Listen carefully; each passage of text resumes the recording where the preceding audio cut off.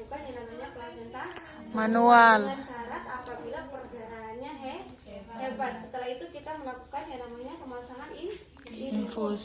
Ya, setelah itu kita coba untuk melakukan plasenta manual. Oke, langkah silakan dibaca yang pertama. Ya, suaranya yang keras, suaranya.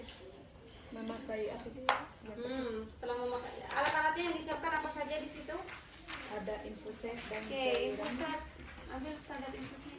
Atau analgesik. Terus kemudian itu kateter melaton.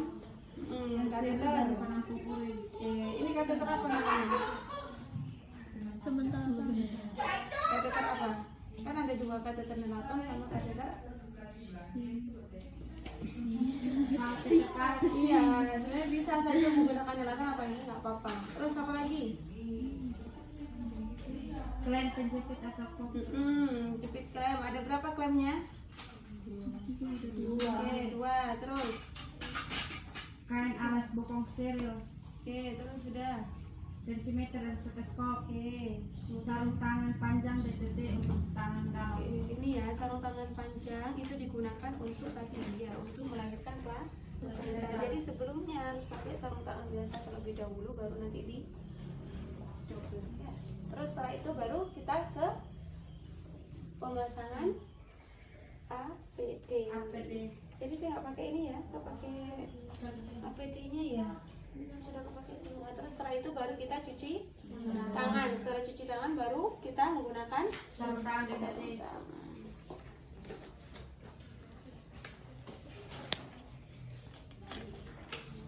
Terus setelah itu apa? Bersihkan vulva dan perineum dengan air bersih atau sabun antiseptik.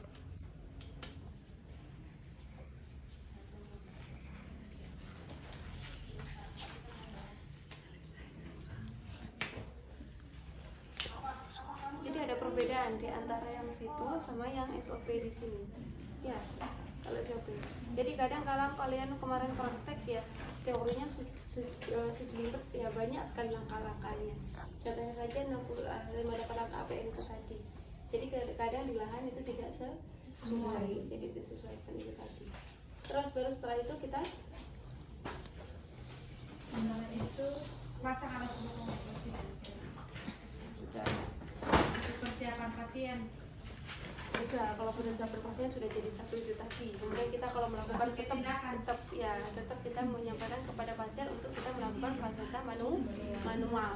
Jadi kita membantu ibu untuk melahirkan plasentanya dengan dibantu oleh tangan penolong. Terus apa lagi? Kita butuh asisten nggak di sini? Butuh. Yo, mana asistennya tadi? Satu orang saja.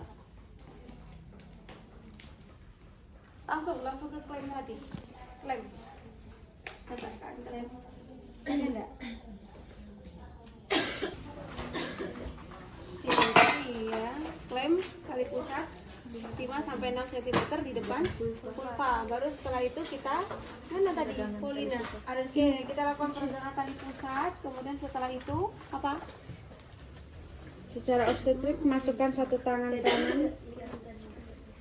Jadi kita harapannya apa? Jadi kita di sini meregangkan, kita masukkan tangan itu tadi lewat bawah. Ya, menelusuri bawah sini. Ya. Oke. Punggung tangan sudah ada enggak? Akan pakai yang satunya itu biar enak kalian ini deh komprominya satunya. Ya, jadi masukkan tangan secara obstetrik, kemudian setelah itu sampai tangan kanan kita ini sampai ke apa? Pembukaan serviks. Tahu ya, pembukaan serviks baru ini minta tolong asisten untuk meregangkan tali pusat. Di sini aja. Meregangkan. Jadi awalnya kita yang megang. Setelah itu kita regangkan. Setelah diregangkan, kita masukkan tangan secara obstetrik, menelusuri. Jadi masuknya di bawah ini, lewat bawah tali pusat. Ya. Kemudian setelah itu ternyata tangan kita sudah sampai di pembukaan serviks, baru minta tolong asisten untuk Meregangkan. Ya, tangan kita pindah kemana? Sambil menahan fundus uteri. Kita sampai ke fundus. Ya, tangan kita di fundus. Baru setelah itu kita tetap di bawah tali pusat ini tadi, menelusuri yang mana kita nanti tentukan yang namanya implantasi dari plasenta. Jadi jangan lepas dari ini, dari tali pusat. Harapannya apa? Kita sampai ke ujungnya adalah di tempat yang mana implantasi plasenta. ya. Kemudian baru kita cek dulu ya, dia implantasinya di plafon bawah atau atas. Kalau bawah berarti kita menelusurinya gini, jadi kita temukan tepi bawah seperti ini ya. Ini seperti ini pelekatannya. Kalau di bawah otomatis punggung tangan kita ada di bawah, kemudian kita menelusuri tepi bawah, baru kita lepas secara perlahan. Jadi ternyata ini bukan merupakan tanda-tanda dari plasenta inkreta, akreta, perkreta ya, kita lanjutkan. Tetapi kalau ada tanda-tanda seperti itu tidak bisa kita lepaskan, berarti kita langsung rujuk ya. Kalau kita tinggal di rumah sakit kan enak, langsung kita kolaborasi dengan dokter SPOG untuk dilakukan yang namanya laparotomi ya. Kemudian kalau misalnya implantasinya di atas seperti ini, berarti otomatis tangan kita di punggungnya di atas, paham ya? Jadi kita menelusuri, jadi seperti ini, contohnya dia implantasinya di sini. Jadi kita menelusuri menggunakan kelingking. Jadi kita lepas perlahan-lahan seperti ini. Ya. Sampai sini bingung, enggak kan? Oke, kemudian setelah itu tetap kamu dengan tangan kiri. Ya. Jadi tangan kita kan sebelah sini ya. Kita tentukan tempat implantasi plasenta, ternyata ada di kafum bawah, berarti tangan kita ya, punggung tangan kita ada di bawah, kita temukan tepi bawahnya. Kemudian setelah itu kita melepaskan plasenta sedikit demi sedikit perlahan ya. Setelah itu baru kita melakukan apa yang namanya eksplorasi. Jadi tangan yang kiri adalah di fundus tetap ya, eksplorasi, kita eksplorasi, baru setelah itu kita kumpulkan jadi satu ya. Kemudian setelah itu tetap kita sisir lagi, jadi nyisirnya pakai kelingking ya, nyisir lagi sampai dengan tidak ada sisa-sisa plasenta yang masih menempel ya. Baru setelah itu kalau kita mau mengeluarkan, tangan yang kiri adalah pindah ke fundus, ke suprasimfisis ya, suprasimfisis. Fundus di sini ya, ke suprasimfisis. Harapannya apa? Biar tidak ada apa untuk menahan uterus ya, tidak keluar. Jadi kita di suprasimfisis, kemudian setelah itu kita mengeluarkan, kita minta asisten untuk meregangkan tali bisa sampai menarik perlahan lah. Setelah itu sudah kita keluarkan dengan cara digiling itu tadi, sama seperti yang lain ya. Cuma kita bantu saja. Jadi intinya plasenta manual adalah kita membantu. Ya, membantu untuk melepaskan plasenta. Kenapa kok tidak bisa ada tanda-tanda pengeluaran plasenta? Penyebabnya apa? Kenapa kok nggak bisa lepas sendiri? Kalau pelekatan terlalu dalam mudah, bukan harus dilakukan operasi tadi. Jadi harus yang abnormal kayak inkreta, akreta, perkreta itu wajib harus dirujuk ya. Tetapi ternyata dia sebenarnya implantasinya normal nih, tetapi kok setelah diunsur suntik oksitosin, kemudian kenapa tidak keluar? Oke, karena tadi ya peregangan uterusnya yang kurang. Terus apa lagi penyebabnya? Makrosomi itu salah satunya. Jadi bayi yang dilahirkan dengan berat badannya lebih dari 4.000 gram ya, itu penyebabnya. Oke, sampai sini ada yang ditanyakan? Jadi sampai setelah itu kita mana tempatnya? Enggak ada. Masa ada? Iya benar. Cuma satu.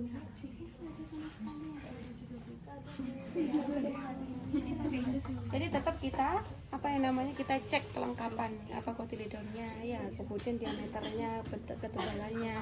Masih ingat kan? Lupa.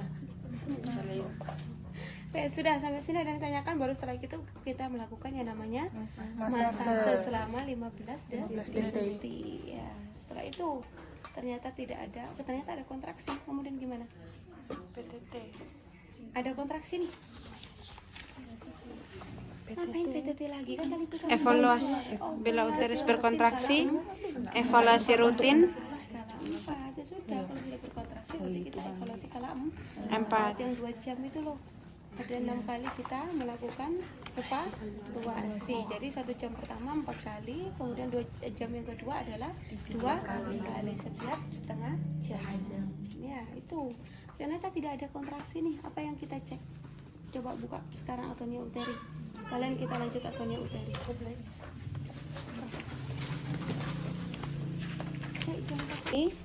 Maka lakukan evaluasi rutin Jika uterus berkontraksi tapi perdarahan masih berlangsung, periksa apakah perineum, vagina, dan serviks mengalami laserasi, jahit, atau segera rujuk.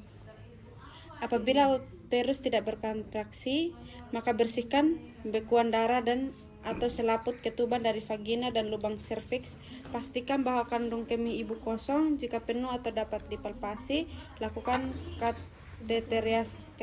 kateterisasi kandung kemih dengan menggunakan teknik aseptik. Oke. Jadi yang paling penting di sini kita setelah plasenta lahir kita mau melakukan masase selama 15 detik, ternyata berkontraksi, ya berarti berkontraksi kita lanjut ke kala 4 ya, evaluasi rutin. Jadi itu bukan atonia uterus. Tetapi kalau misal tadi tidak berkontraksi, ya berkontraksi ya, kemudian ternyata apa? Bersihkan bekuan darah. Ya, kalau tidak berkontraksi kita bersihkan bekuan darah. Ya, kalau misal dia berkontraksi, kemudian perdarahan banyak, kemudian kita lakukan apa? Dicek laserasi, kemudian kita lanjut dengan heating. Ya, kalau tidak berkontraksi kita cek bekuan darah. Ya, setelah itu baru kita apa? Cek dulu penyebabnya apa sih kalau misal seseorang itu tidak mengalami kontraksi. Biasanya apa? Salah satunya adalah kandung kemihnya kandung kemihnya penuh. Ya, makanya kita kosongnya terlebih dahulu menggunakan kateter. Ya, kita bantu untuk mengeluarkan tadi ya, mengeluarkan urinnya. Setelah itu baru kita apa? Lanjut melakukan, sudah kateterisasi nih, tangan kita kan kotor ya tadi ya, kena urin, baru setelah itu ganti yang namanya handscoon. Mana tadi namanya? Ada. Kita ganti handscoon menggunakan handscoon baru. Ya. Dek Bui kok tadi lupa ininya? Ternyata nanti pakai ini ya. Kok lupa saya? Handscoon panjangnya pada saat masukkan tadi Tangan. pengeluaran plasenta.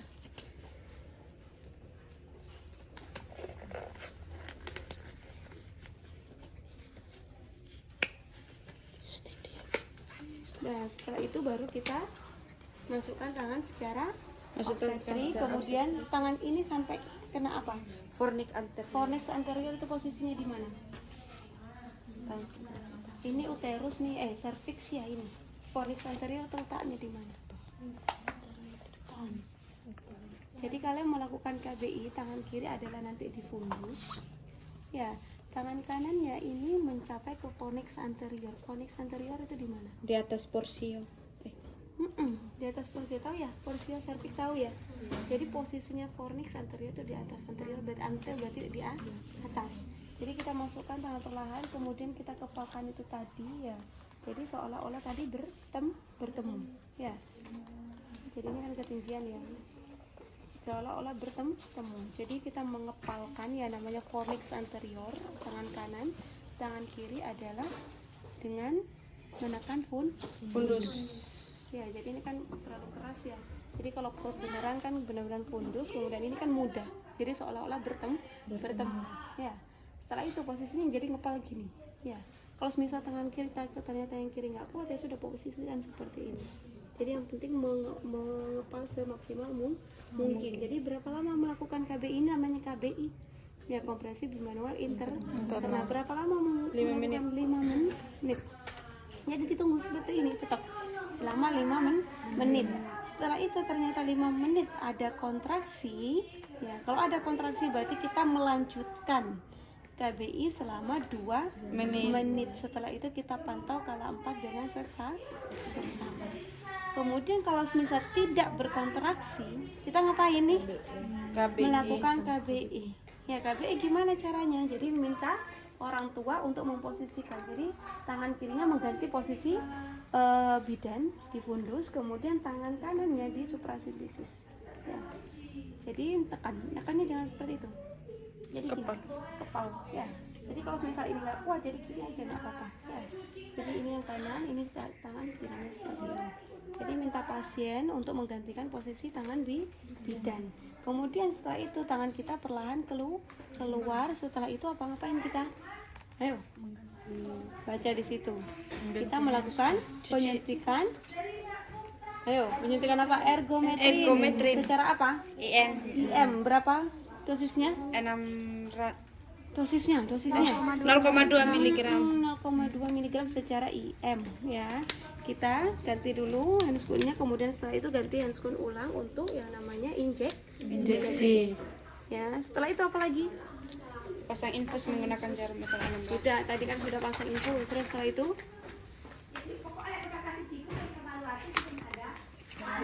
itu yuk Oksitosin ditambah berapa? 20 unit. Oke, 20 unit Oksitosin. Jadi tadi cairan infusnya itu tadi kita tambahkan dengan 20 unit Oksitosin. ya. Kemudian setelah itu baru kita melanjutkan, kita melakukan KBI ulang.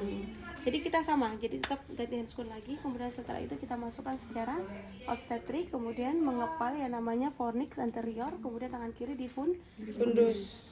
Jadi kita melakukan KBI ulang ini namanya.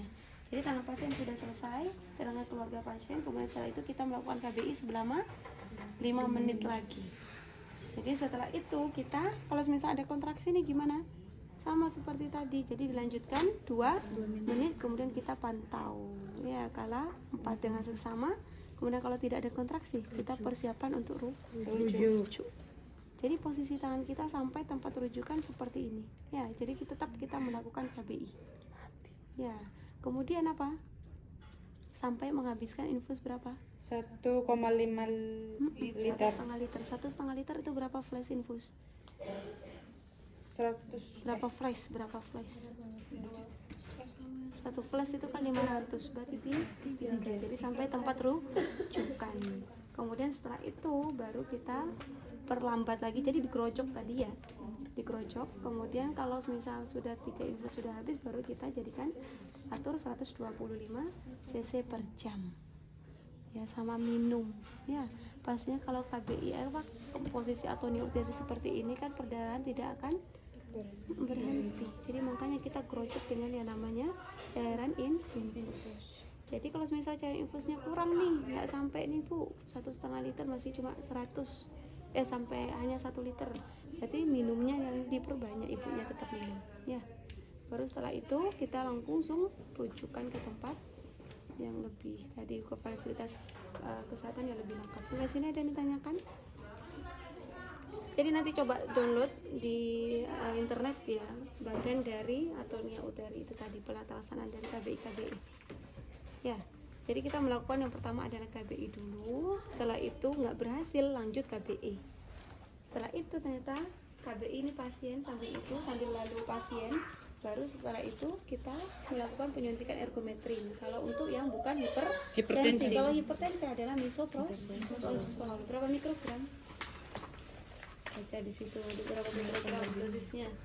Gantinya ergometrin kalau pada orang yang hipertensi. Baru setelah itu kita tambahkan 20 unit oksitosin. Dek, HP-nya Bui kok geser aja, itu alarm. Habis ini hidup lagi kamu. Ya, seperti itu. Sampai sini ada yang ditanyakan?